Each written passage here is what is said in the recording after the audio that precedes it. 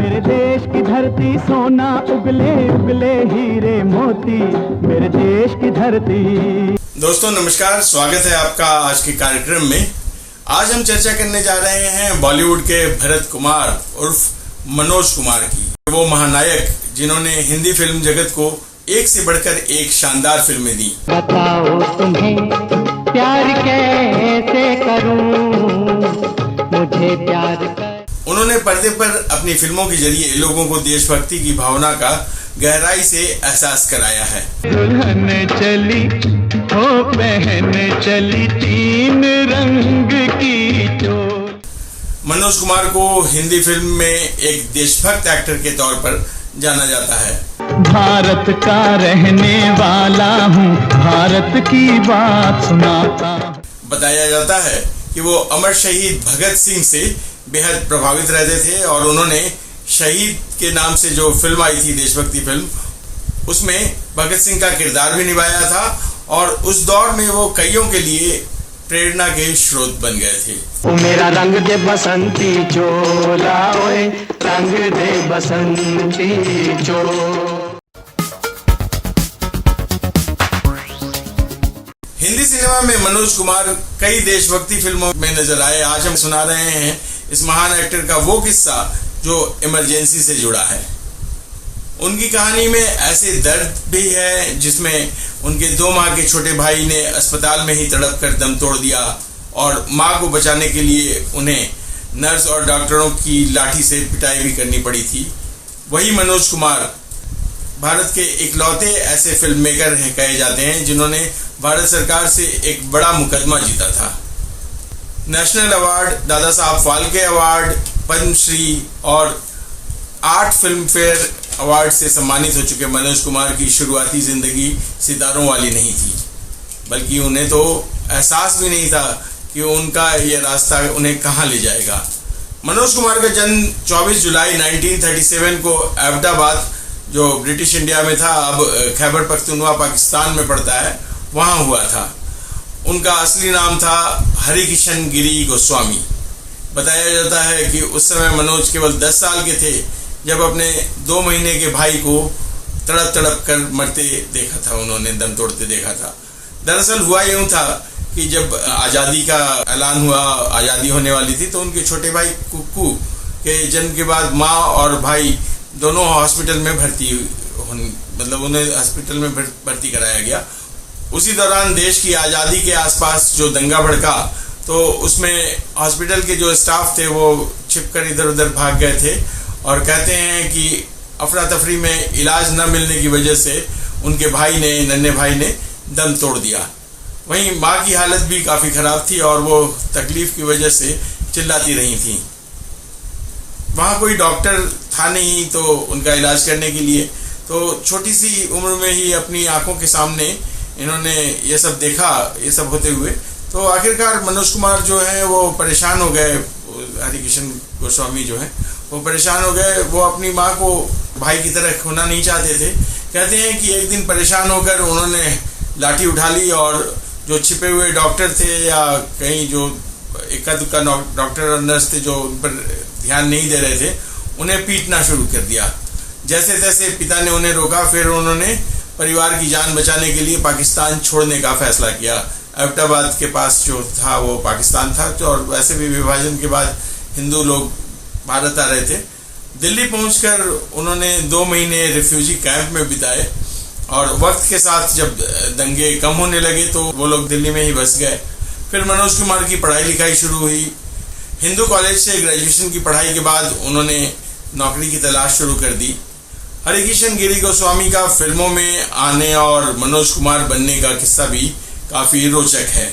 कहते हैं कि एक बार वह काम की तलाश में फिल्म स्टूडियो में टहल रहे थे, तो वहाँ मौजूद लोगों ने उनसे पूछा कि वो क्या काम कर सकते हैं, तो उन्होंने कहा कि कोई भी काम कर सकते हैं। उन्हें वहाँ काम मिला, लेकिन लाइट और फिल्म की शूटिंग में लगने वाले जो ज़रूरी सामान थे उनको उठाकर इधर से उधर करने का। तो उन्होंने देखा कि कोई भी काम छोटा नहीं होता है, वो कर लिया, उन्होंने काम एक्सेप्ट कर लिया। वो दिल लगाकर काम करते थे। उन्हें फिल्मों में सहायक के रूप में काम दिया जाने लगा गया उनकी योग्यता को देखते हुए। उस दौर में फिल्मों के सेट पर बड़े बड़े जो कलाकार थे वो शॉट शुरू होने के बस कुछ ही देर पहले पहुंचते थे, लेकिन सेट को बिल्कुल तैयार रखा जाता था।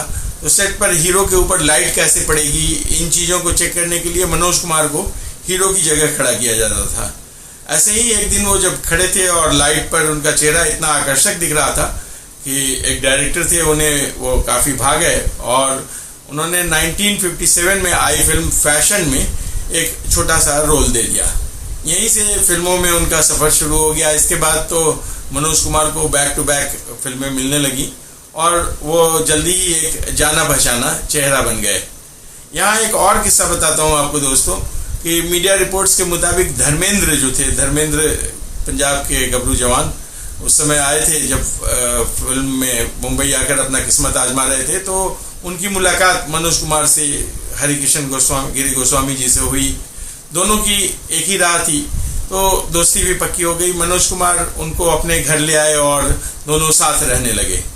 मनोज कुमार तो किसी तरह काम करके अपने खर्चे पानी का जुगाड़ कर लिया करते थे, लेकिन धर्मेंद्र के पास ऐसा कुछ नहीं था। उनको कोई फिल्मों में उसका जो असिस्टेंट वगैरह का रोल भी नहीं वो भी नहीं मिला था, काम भी नहीं मिला था। जिस फिल्म के भरोसे पंजाब से धर्मेंद्र मुंबई आए थे वह बनी ही नहीं। संघर्ष करते करते जब लंबा समय बीत गया और काम नहीं मिला और खाने की भी दिक्कत होने लगी, तो उन्होंने घर लौटने का फैसला कर लिया। कहते हैं एक दिन निराश धर्मेंद्र रेलवे स्टेशन पहुंचे और ट्रेन में बैठ भी गए थे। तभी इधर जानकारी मिली मनोज कुमार को कि वो जा रहे हैं। उनके जो मकान मालिक थे उन्होंने उन्हें बताया कि वो तो जा रहे हैं। तो वो दौड़े दौड़े स्टेशन पहुंचे, ट्रेन से धर्मेंद्र को उतारा और बहुत समझाया और हौसला दिया कि धीरज रखो, अभी जल्द काम मिलेगा, तब तक मैं हूं ना। तो खैर मनोज का समझाना काम आया और वापस लौट आए। सन 1960 में धर्मेंद्र को अर्जुन हिंगोरानी की फिल्म दिल भी तेरा हम भी तेरे मिली और उसके बाद उन्होंने फिर पीछे मुड़कर नहीं देखा। तो ये तो थी धर्मेंद्र की बात। अब मनोज कुमार की बात करें तो फिल्मों में तो उन्होंने काम शुरू कर दिया था, लेकिन सबसे पहले उन्हें हीरो बनने का मौका मिला 1961 में आई हरनाम सिंह रवैल की फिल्म कांच की गुड़िया में। साथ हो तुम और रात जवां नींद किसे। उनके अपोजिट हीरोइन थी सईदा। जी हाँ, वही सईदा जो बाद में डायरेक्टर ब्रिज सदाना से शादी कर सुधा सदाना बन गई थी और उनकी हत्या हो गई थी। उनकी एक अलग कहानी है, किसी और वीडियो में आपको विस्तार से बताएंगे। फिल्म ठीक ठाक चली थी लेकिन हिट नहीं हुई। देखिए, वहाँ नहीं, यहाँ। आप यहाँ पहली बार आए हैं? जी। बाद के कुछ वर्षों में उनकी और भी कुछ फिल्में आई, लेकिन उन्हें पहली कमर्शियल सफलता मिली 1962 में विजय भट्ट साहब की फिल्म हरियाली और रास्ता से। जीवन के दो पहलू हैं, हरियाली और रास्ता। यह फिल्म काफी लोकप्रिय रही और उसके बाद उनकी कई फिल्में आई, जैसे डॉक्टर विद्या, शादी और गृहस्थी आदि। जरा देख सनम मेरा जज्बे दिल मुझे आज कहाँ तक। 1964 में राज खोसला ने एक फिल्म बनाई थी जिसका नाम था वो कौन थी। साधना ने इसमें मुख्य भूमिका निभाई थी। साधना उस समय एक बड़ी कलाकार थी।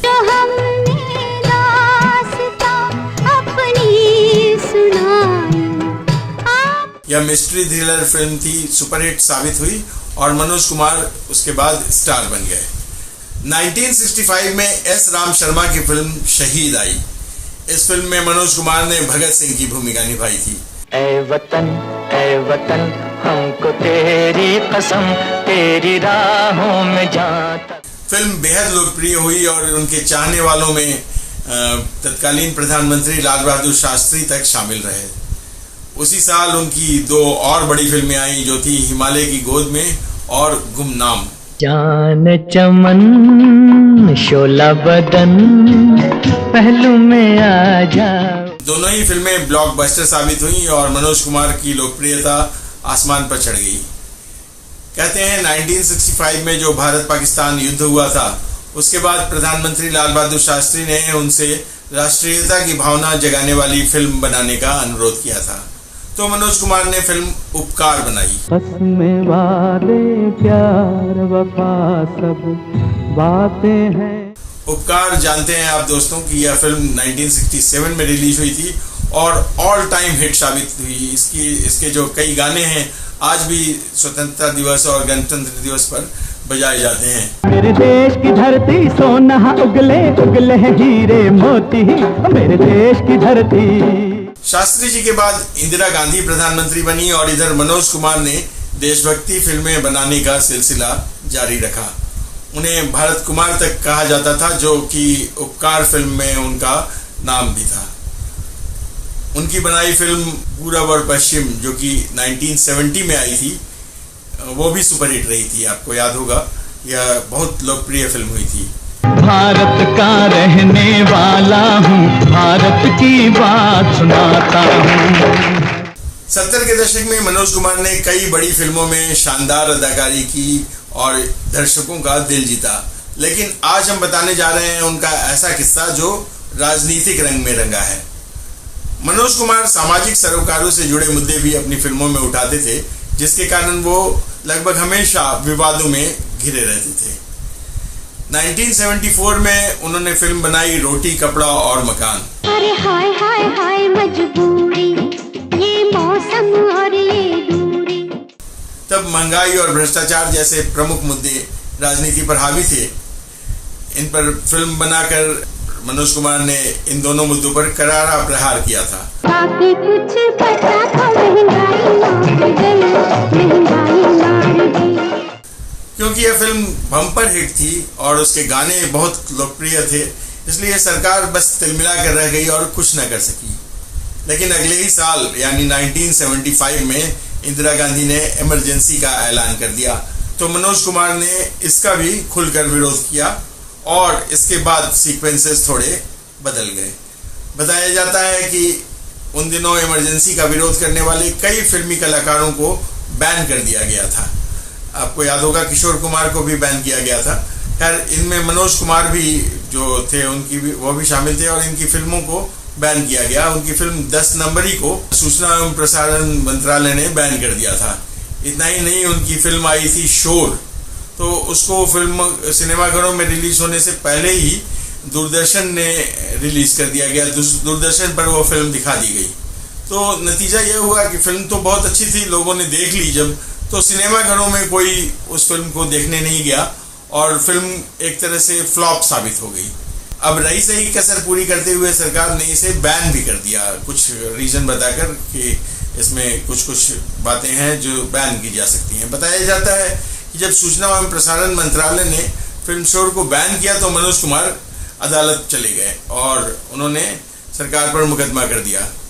कई हफ्तों तक उन्होंने कोर्ट के चक्कर लगाए और फैसला फिर मनोज कुमार के पक्ष में आया। अदालत ने मनोज कुमार के पक्ष में फैसला दिया और इस पर से बैन हटा दिया। प्यार का नगमा है, मौजों की रवा। इस तरह वो देश के इकलौते ऐसे फिल्मकार हैं जिन्होंने सरकार से यह केस जीता है। तब वो ऐसे इकलौते कलाकार थे। बाद में सूचना और प्रसारण मंत्रालय ने उन्हें इमरजेंसी पर एक फिल्म बनाने का भी ऑफर दिया था, लेकिन मनोज कुमार ने उस ऑफर को ठुकरा दिया। रिपोर्ट्स के मुताबिक एक बार जब मनोज कुमार के पास इंफॉर्मेशन एंड ब्रॉडकास्टिंग मंत्रालय की तरफ से फ़ोन आया और पूछा गया कि क्या वो इमरजेंसी पर बन रही जो डॉक्यूमेंट्री है उसका निर्देशन करेंगे, तो उन्होंने कहते हैं कि मनोज कुमार ने इस बात से साफ इनकार कर दिया। इतना ही नहीं, जब उन्हें पता चला कि जो डॉक्यूमेंट्री लेखिका जो अमृता प्रीतम है वो उसकी राइटर हैं, तो उन्होंने फ़ोन लगाकर अमृता प्रीतम से पूछा कि क्या आप भिक्षुकी हैं, और यह सुनकर लेखिका भी उदास हो गई। बताया जाता है कि आगे मनोज ने उनसे यह भी कहा कि उन्हें इस डॉक्यूमेंट्री की स्क्रिप्ट फाड़ कर फेंक देनी चाहिए। मनोज कुमार ने उसके बाद भी कई फिल्में बनाई जो बॉक्स ऑफिस पर सुपर डुपर हिट रही। क्रांति, आपको याद होगा, एक बड़ी फिल्म थी। जिंदगी की ना टूटे लड़ी, जिंदगी। 4 अप्रैल 2025 को 87 वर्ष की उम्र में मनोज कुमार का निधन हो गया। तो ऐसे थे मनोज कुमार अपनी जवानी के दिनों में। तो दोस्तों, आपको यह कहानी कैसी लगी हमें कमेंट करके ज़रूर बताइएगा। अगर आपको मनोज कुमार साहब के बारे में कोई और इसी तरह की जानकारी मालूम है तो वो भी हमें कमेंट बॉक्स में लिखकर बताइएगा, ताकि हम उसे अपने अगले वीडियो में शामिल कर सकें। मरने की किसको पड़ी प्यार करने। अब दीजिए अपने दोस्त और होस्ट धीरज को इजाजत। नमस्कार, जय श्री राम।